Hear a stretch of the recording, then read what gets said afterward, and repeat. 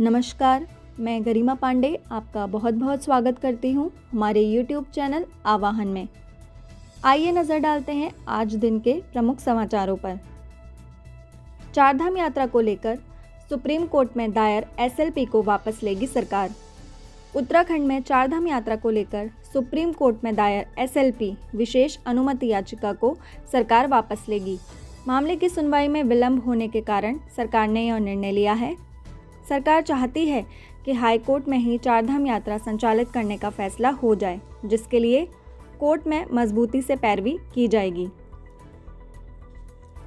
उत्तराखंड सरकार कांस्य पदक जीतने पर मनोज सरकार को 50 लाख रुपए और राजपत्रित नौकरी करेगी प्रदान।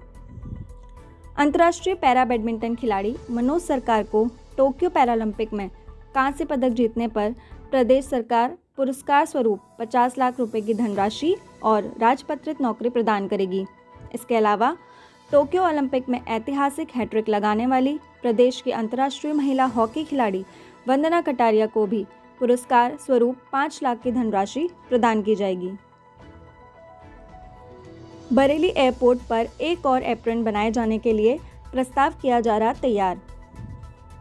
बरेली एयरपोर्ट पर 2 विमान खड़े होने की व्यवस्था न होने के चलते प्रदेश के नागरिक उड्डयन मंत्री नंद गोपाल नंदी ने बरेली एयरपोर्ट पर एक और एप्रन बनाए जाने के लिए प्रस्ताव तैयार करने को कहा है।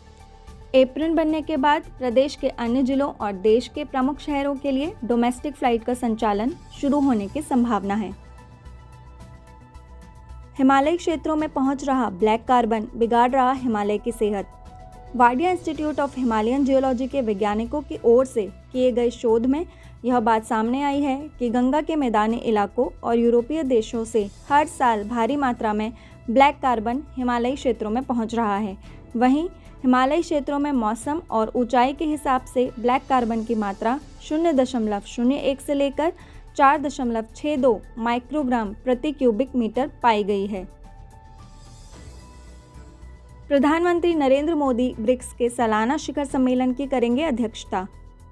भारत वर्ष 2021 में ब्रिक्स की अध्यक्षता कर रहा है।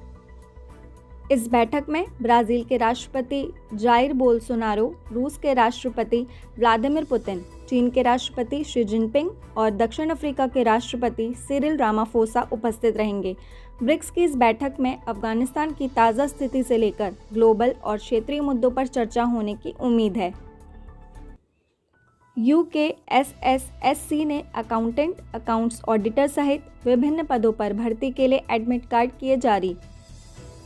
उत्तराखंड अधीनस्थ सेवा चयन आयोग UKSSSC ने assistant accountant, accounts auditor, assistant review officer सहित विभिन्न पदों पर भर्ती के लिए एडमिट कार्ड जारी कर दिए हैं। जिन उम्मीदवारों ने इन पदों के लिए आवेदन किया है वे UKSSSC की आधिकारिक वेबसाइट ssc.uk.government.in से अपने एडमिट कार्ड डाउनलोड कर सकते हैं। गृह मंत्री Rajnath Singh emergency landing field का बृहस्पतिवार को करेंगे उद्घाटन। केंद्रीय मंत्री राजनाथ सिंह और नितिन गडकरी राजस्थान के बाड़मेर के गंधव बाखासर खंड में राष्ट्रीय राजमार्ग 925 पर बने इमरजेंसी लैंडिंग फील्ड ELF का बृहस्पतिवार को उद्घाटन करेंगे। NH 925 भारत का पहला राष्ट्रीय राजमार्ग है, जिसका इस्तेमाल वायुसेना के विमानों को आपात स्थिति में उतारने के लिए किया जाएगा। सैन्य थिएटर कमान को आकार लेने में अभी लग सकता है 2-3 साल का वक्त। सेनाओं के पुनर्गठन की प्रक्रिया हालांकि कई स्तरों पर शुरू की गई है, लेकिन थिएटर कमान बनाने में अत्यधिक विलंब हो रहा है। जबकि पूर्व में यह संभावना व्यक्त की गई थी कि समुद्री थिएटर कमान का इस साल के शुरू में गठन कर लिया जाएगा, लेकिन साफ है कि 2024 से पूर्व कोई भी थिएटर कमान आकार नहीं ले पाएगी। केंद्र ने नागालैंड के उग्रवादी समूह NSCN के साथ संघर्ष विराम समझौते पर किए हस्ताक्षर। गृह मंत्रालय के मुताबिक शास्त्रीय समझौता 8 सितंबर से 1 साल के लिए प्रभावी रहेगा और इस समूह के 200 से अधिक सदस्यों ने आत्मसमर्पण किया है। गृह मंत्रालय ने एक बयान में कहा कि संघर्ष विराम समझौता नागा शांति प्रक्रिया और पूर्वोत्तर को उग्रवाद मुक्त बनाने की दिशा में महत्वपूर्ण कदम है। तालिबान को लेकर दुनिया के कई देशों ने भारत की वेट एंड वॉच वाली नीति को अपनाया। तालिबान में अंतरिम सरकार की घोषणा के बाद दुनिया के किसी भी देश ने उसका खुलकर स्वागत नहीं किया है। अमेरिका ने भी कहा कि वह तालिबान की ओर से घोषित नई अफगान सरकार को आंक रहा है। वहीं जर्मनी ने तालिबान सरकार के गठन के बाद चिंता व्यक्त की है। ऋषिकेश एम्स में रोबोटिक गायनोकोलॉजिक सर्जरी पुस्तक का किया गया विमोचन।